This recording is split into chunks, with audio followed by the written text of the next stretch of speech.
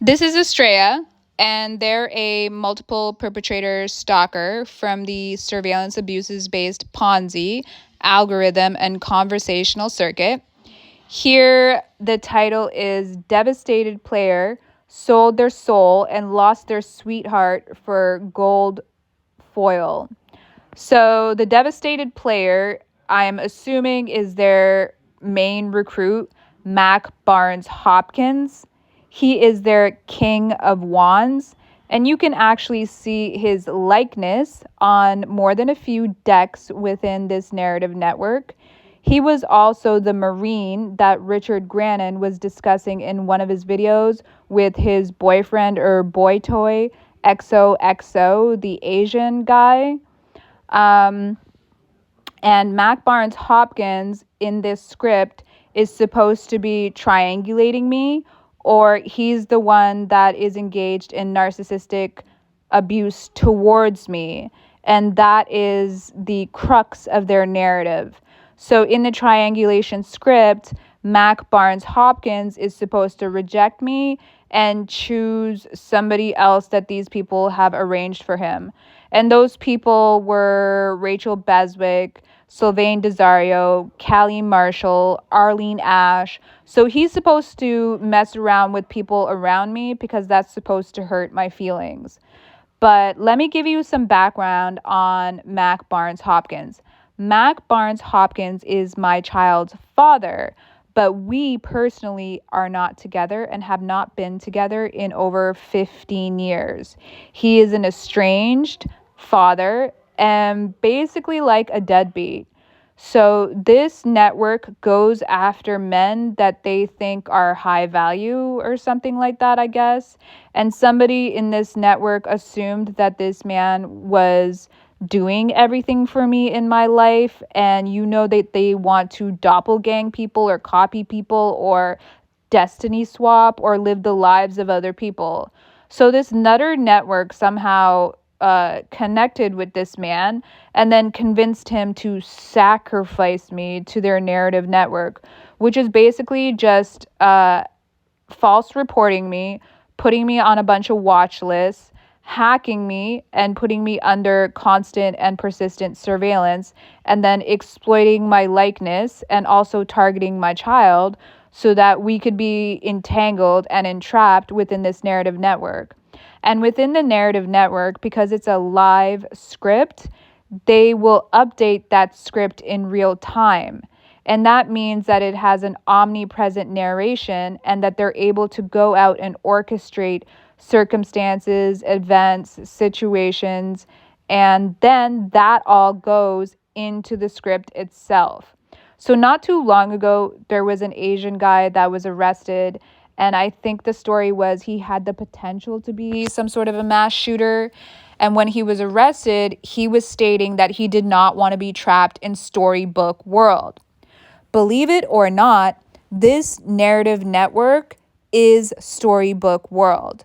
Okay? And that's because the surveillance data that they obtain is turned into storylines. And this is a part of what they consider or conceptualize as sacrificing someone.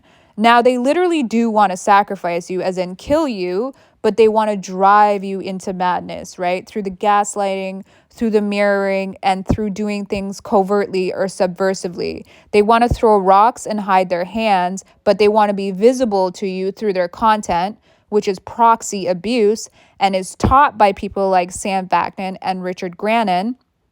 They want to gaslight you through proxy abuse so that you will lose your mind, basically. Okay? And this is all premeditated. They all link up and they organize this together. They'll do it in telegrams, they'll do it on Discord, they'll do it on Facebook. This is where they connect and they decide that they're going to target people, and they'll decide what stories and narratives they want to run with in order to have you put on watch lists or in order to false report you to things like counterterrorism, right? So that is basically the crux of this storyline. The main character is Mac Barnes Hopkins. He was supposed to reject me for people like Callie Marshall, Rachel Beswick, Sylvain Desario.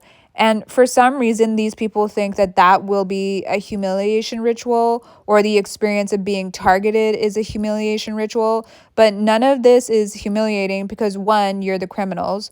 Two, you're all adults and you're running around pretending to be witches and warlocks and hearing voices in your heads and acting as if you can divine other people's lives. You don't even watch your kids or care about your own lives as much as you do for random ass people that you're stalking. I find that to be embarrassing, but for some reason you don't. And, the other reason is because you are committing crimes. Like, you're so far gone that you're out here wanting to destiny swap with people, which means that you don't even like yourself. And you're committing crimes in order to do so. You're engaged in terrorism in order to do so. So you're losing yourselves, you're self negating for what? To have a script to run online? It is really, really mentally ill. And you can never take back the shit that you do. And there's an actual solid record of it. And eventually, the justice system and the public's awareness is going to catch up. And you're left with your criminal activity and terrorism on record. So not only are they doing their supposed sacrifice through the surveillance abuse and through trying to entangle and entrap you, but they're exploiting your image and your identity as well, because these people engage in identity theft. And then from that identity theft, they engage in all types of fraud, whether it's financial fraud or whether it's exploitation of your image and image abuse. So I have posted a bunch of pictures of myself that they have image abused. The most recent one, I'm pretty sure that this woman doctored my photo and it's of my lips. So they made them look all crusty. And these people like taking your image and making memes, right? They think that that's a part of the humiliation ritual as well, because obviously when you are scrolling on your phone and you see different content pop up on your device and you see a photo of yourself and it's been altered, you know that it's you, and you can see that it's got 1,000 likes and people are making comments. These people are getting engagement off of exploiting your image, and often they're exploiting your image in a negative manner, and that's a part of what they think is a humiliation ritual. So this woman has doctored a photo, which I'm pretty sure is me, and she's made it look like I have really, really bad smoker's lips. And again, that's a part of their whole smoked out conversation, which is a term that they eavesdrop from me. So all of their content and all of their engagement comes from surveillance abuse, image abuse, and stalking people and identity theft. So you can see on the timeline here, I've posted that image.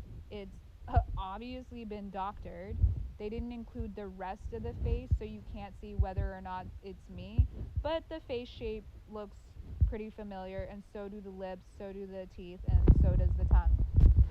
Um, so yeah, so they added like a smoker's tinge to it, and all the comments are like, yeah, they smoke, oh, it's because of roaches, it's this, that, and the third.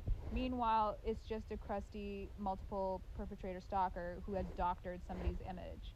This is the lengths that they go to, and you have to ask yourself why, because I don't know any of these people, but they all want to steal my content, they all want to steal my identity, they all want to perform me as a character, and they'll go to the ends of the earth to have you self negate so that they can run off with your your personality and your identity. And they had to go through this weird ass narrative of being rejected and recruiting people that have nothing to do with me at all. I haven't been with you in over 15 years. I don't give a damn who you go with. And the crazy part about this is this man has had other baby mothers, other wives, and other friends and lovers after me. So how am I prioritized?